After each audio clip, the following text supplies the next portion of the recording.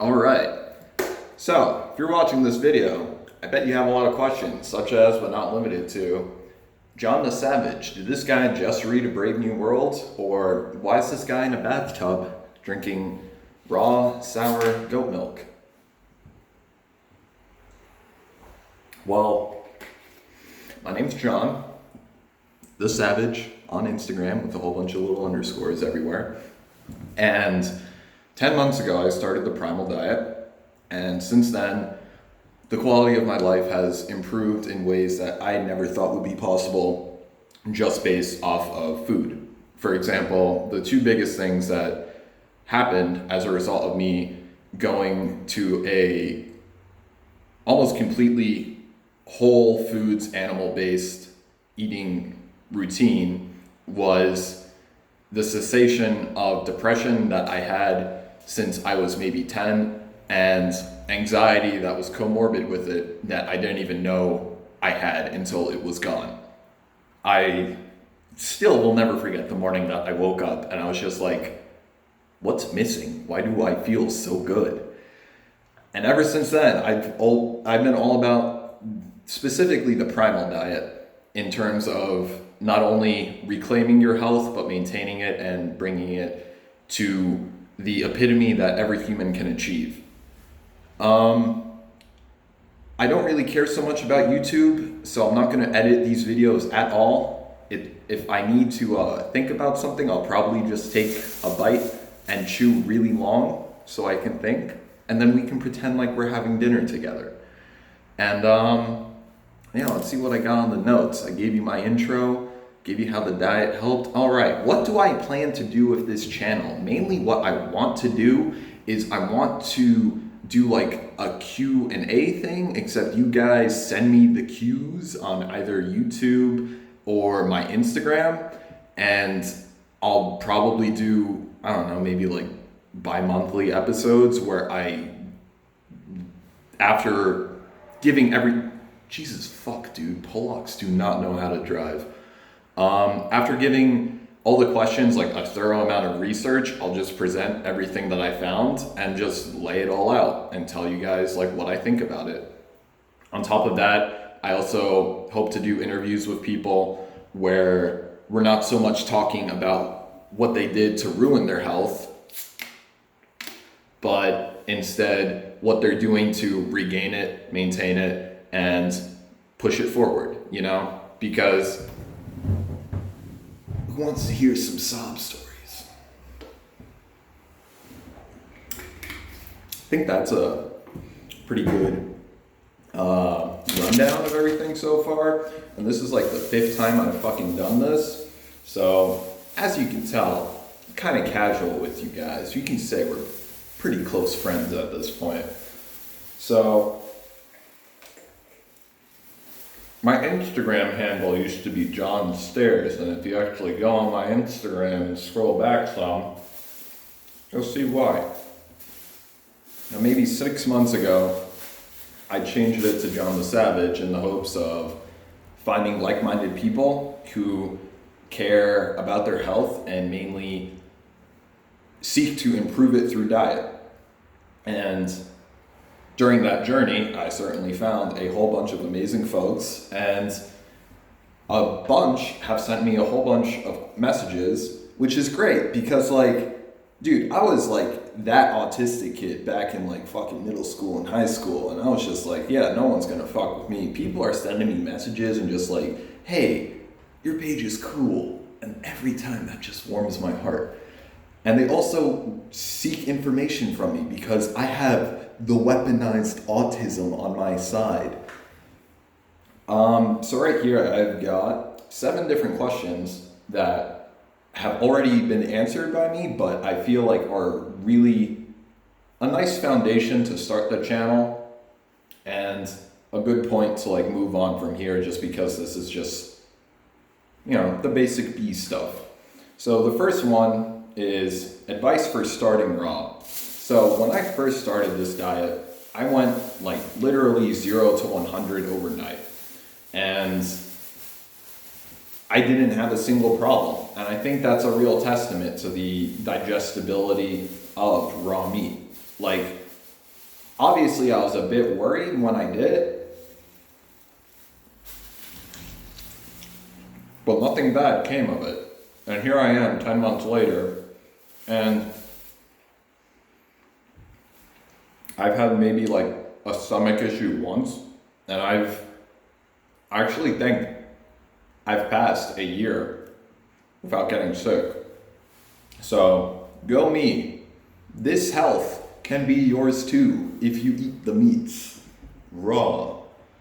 So yeah, like in the very beginning of me and this diet, I wasn't 100% raw. I would eat cooked, but I slowly like phased out all the cooked stuff. Like I would get scared when like I had some cut of meat and it was just starting to gray, and I was like, oh, bacteria. So I would cook it. And then it would always taste weird. And now I love eating rotten meat, which I will discuss later. But for the most part, like I think the easiest way for you to get into this is either to just like cube up a nice cut of like ribeye, or just make yourself a really nice tartare. Because if you got a nice tartare, you're knocking on heaven's door. It's delicious.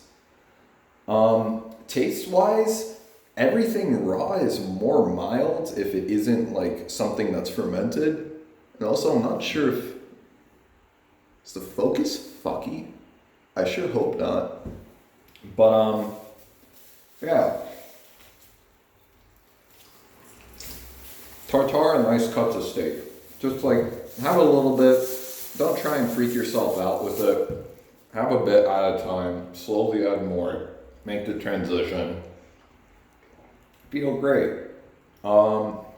Second question, because like many other people on this diet, liver is a very much beloved food.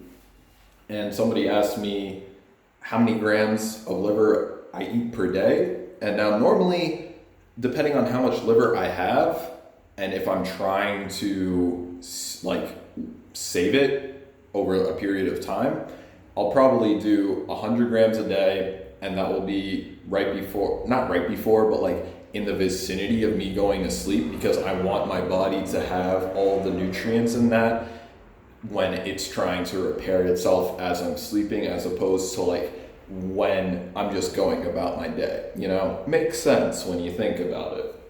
Otherwise, never be scared of eating a fuck ton of liver. I've had days where I eat liver every meal and I just feel super satiated after a little bit, but like, you're not gonna get some issue with vitamin A toxicity from like raw fucking grass-fed liver.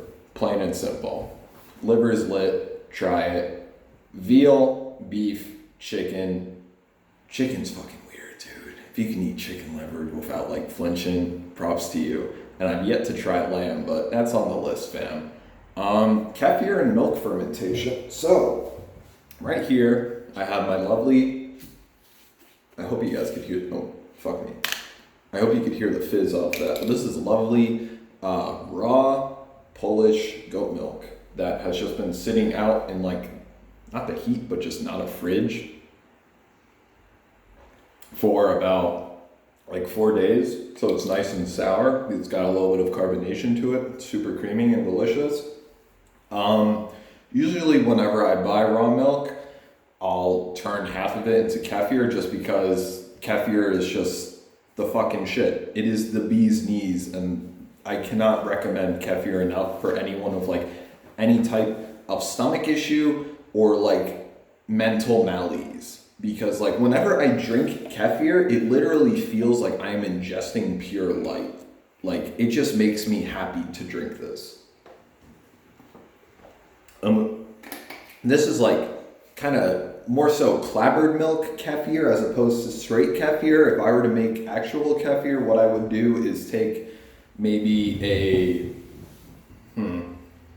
like a tablespoon or two of honey per like 16 to 20 ounces of milk, and then blend that up and just let it sit. There's a lot of different little minute things you can do with kefir that influences the flavor and like general consistency of it. The biggest two that I've noticed is whether or not it's exposed to direct light. And what happens is, normally if I were to leave like my jar of fermenting milk on top of my fridge next to like, not next to, but like, you know, it's getting light on it. It usually comes out as a more sour kefir, and I'm not saying sour as like a bad thing, I'm saying sour as like a flavor note, you know? And that's fun. I still do half my kefir like that, but if you want some kefir that's just like, if you're trying to get into this, or if you're trying to like get someone to try what is essentially like rotting milk, do it in the dark. And I'm pretty sure that like has an influence on what type of bacteria is able to like grow faster, and as a result you're left with a much like sweeter kefir, and it's not even like the honey just poking through. I genuinely feel like whatever's left in the milk through like the bacteria digesting the lactase just like leaves it tasting sweeter. Another really important note with the raw milk is that definitely start slow. One of the few things on this diet that actually did like get me sick was the first time I tried raw milk. Because I had maybe half a gallon in a day, and yeah, my ass was kind of a super soaker for like the next week. And I genuinely don't like the phrase detox. Or is that just like a word? Whatever. But I feel like it actually was a detox of like all the pasteurized milk that I've drank in the past. And it makes sense because now I can handle this stuff no problem. And like, you know, I've had some old ass kefir before, no problems whatsoever. So we got 3 topics down. Look at me go.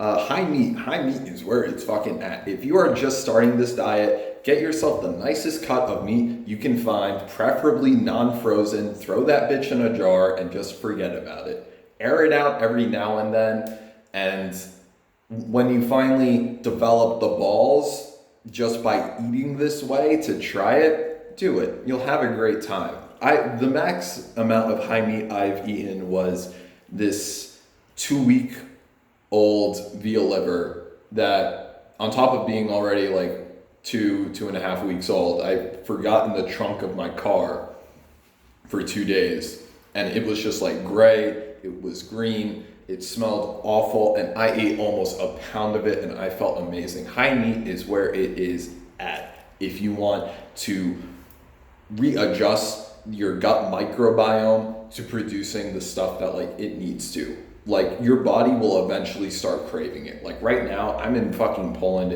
for vacation, and like I think maybe like 11 days in, I just had such bad cravings for fucking rotten meat. So if you're craving it and you're not eating shit, standard American diet garbage, then you can trust your body. Let's see what the next topic is. We got 4, 5. Moldy fruit. Alright, so now per the recommendation of the lovely, amazing, immaculate Gogenous Vonderplanets, moldy fruit, especially blue, black, and raspberries. Oh wait. No, I opened this one too. Trying to air all these out, so I'm only drinking like a sip of each. Open that one too. Any type of mold. Nice. Any type of mold on a berry will help with chelation of heavy metals in the body. And specifically what Ogenus was doing with his research assistant was juicing. Like not so much juicing the moldy berries, but like getting the juice out of them, and having people who had a lifetime of like vaccine use/abuse drink it, and what they saw was that their antibody count like skyrocketed, and their bodies were able to use amino acids way more efficiently. So moldy fruits just kind of like do at the same time with the high meat, just YOLO. Like you already have a jar filled with like decaying liver, let's get another jar going with some decaying berries, shall we? All right, next thing, juicing. Juicing is, I don't care so much about juicing as I care about not drinking water, because water is like a whole nother topic that I'll probably do in like my next video or whatever, and you know, but juicing's great because you get like those little bits of trace fucking minerals and vitamins and all the actual like bad shit in vegetables, like all the anti-nutrients are in the cellulose, so you don't have to deal with that if you strain out the fiber. Bada bing, bada boom, you're hydrated, you got your micros, and it's tasty. And depending on what you put into it, for example, what I normally do is cucumber, celery, cilantro, parsley, lemon, and maybe carrot. And specifically the cilantro and the parsley helps with chelation of heavy metals. So very useful, annoying as fuck to do, but you know, that's life. And we are on the last thing, guys. Lit. Terra clay. If I had to drink water, the only way I would drink it is if there was Terra clay in it. Terra clay is clay from the desert that is absolutely jam-packed with minerals, such as, but not limited to, off the top of my head, zinc, which if you don't want to be eating like 5 pounds of oysters a day, there you go. Copper, manganese, and I don't want to start saying anything that I'm not sure I don't want to say anything that isn't in there. But yeah, that, me and one of my friends on Instagram, I think I know your name, but I don't want to say the wrong name, so I'm not going to say it at all. But you know who you are. You're my boy. We both got Terra clay at the same time, and we were both experimenting with it. And I think within a week, we both realized like how effective at hydration it is, because we were having maybe quart and a half of water mixed with Terra clay, and we had like absolutely no need to drink anything else. Like, it's super hydrating, it aids in digestion. It's one of those things, such as raw cheese when it's dried, that when it's in the stomach, it's something that like the body can dump toxins into. So, you know, it's hitting a lot of things on the list of stuff you want to do with your diet.